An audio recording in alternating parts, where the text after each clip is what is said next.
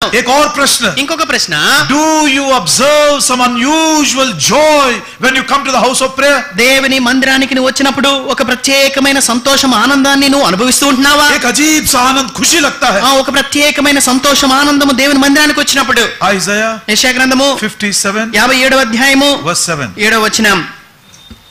यशायाह नबी की किताब उसका 57 अध्याय, sorry 56 का 7, క్షమించండి 56వ అధ్యాయము 7వ వచనం। Even them will I bring to my holy mountain, make them joyful in my house of prayer. నా ప్రార్థనా మందిరములో వారిని ఆనందింపజేసేదను। प्रार्थना का घर आनंद का घर, కనుక ప్రార్థనా మందిరం అంటే అది సంతోషంతో నిండిన మందిరము।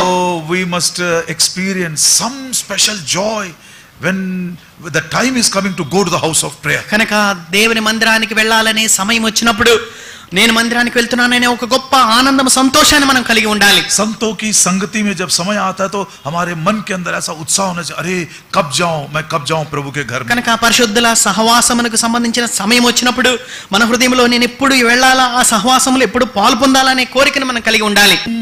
Unusual joy just to think that I'm going to the house of God.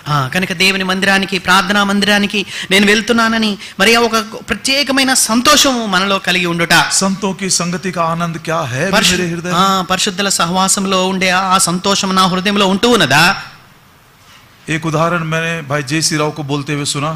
ఒకసారి ఒక ఉదాహరణ సోదరులు జేసీ రావు గారు అంకుల్ గారు చెప్పడం విన్నాను। एक स्पेशल मीटिंग में सेवक गए, ఒక ప్రత్యేక కుడికిలోనికి ఒక సేవకుడు వెళ్ళారు। 400 लोग आए, 400 మంది వచ్చారు। लेकिन वो प्रचारक खुश नहीं था। ఆ యొక్క బోధకుడు సంతోషంగా లేడు। मीटिंग खत्म होने के बाद ఆ మీటింగ్ అయిపోయిన తర్వాత लोकल सेवक इतना उत्साह में था, స్థానిక సేవకుడు ఏమో ఎంత సంతోషంగా ఉన్నాడంటే 400 लोग आ गए, 400 మంది వచ్చినారు। भाई जी आज तो खाना भी कम पड़ गया।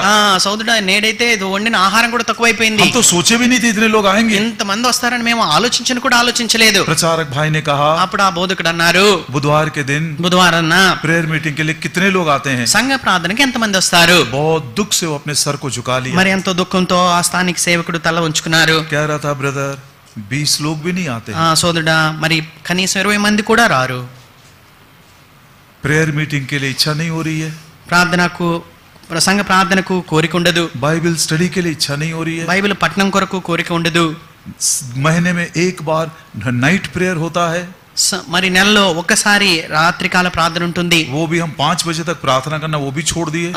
5 గంటల వరకు ప్రార్థించడం కూడా విడిచిపెట్టేసినాం। वो भी मध्यरात्रि को बंद कर देते हैं बहुत जल्दी। ఇప్పుడు అర్ధరాత్రిలోనే మరి త్వరగా మరి వదిలిపెట్టేసే వారిగా ఉంటాం। महीने में एक ही बार यूथ मीटिंग होता है, మరి నెలలో ఒక్కసారి యవనస్తులు కూడుకుంటుంది। महीने में एक ही बार फास्टिंग प्रेयर होता है, మరి నెలలో ఒక్కసారి మాత్రమే ఉపవాస ప్రార్థన ఉంటుంది। No we can not say today, हम आज नहीं बोल सकते। మనం ఈ రీతిగా మనం చెప్పజాలము। House of prayer is a house of joy for me. ప్రార్థనా మందిరము నాకు సంతోషపు ఆనందపు భవనం అని మనం చెప్పలేకుండా ఉంటున్నాం।